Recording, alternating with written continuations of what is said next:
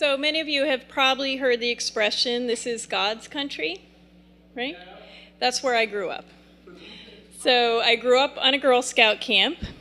We moved there when I was 6 years old. My dad was the maintenance man, so we got to live there all year round.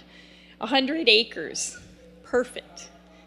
There's woods, there's a creek, there's fields, there's an arts and crafts building. And it's just the most amazing way to grow up.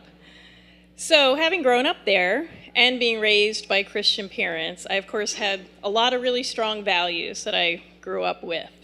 My parents taught me that we shouldn't drink, we shouldn't smoke, we shouldn't curse, we should be good people.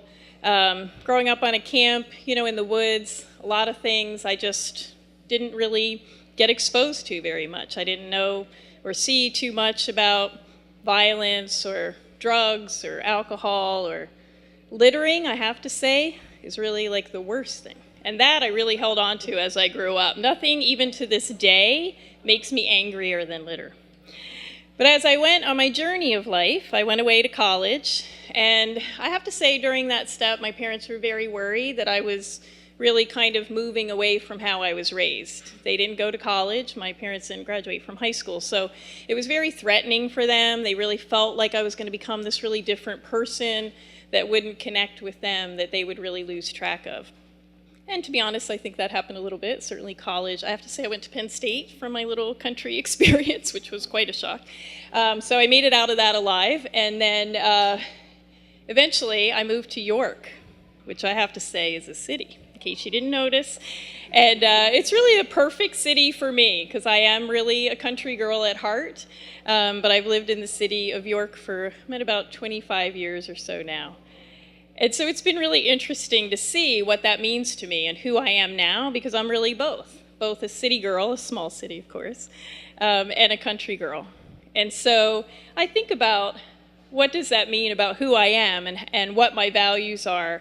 And I think about when my parents visit me and what freaks them out. I mean, they just can't figure out how to deal with the sound of traffic. The kids that run into my yard to play with me, and they can't quite make sense of all of that, and some of the things that just seem so foreign for them. But I feel like I'm really the same person. I have a stuffed groundhog in my living room, and which is really fun. And some of the kids try to feed it. They don't get that. But so I try to mix it up. I have a garden that I grow and things like that. I do find I have more tolerance for some things. Like I said, not the littering so much. I do ask the people that pull up to meet their drug dealers on my sidewalk not to throw litter on the ground, because I have my standards.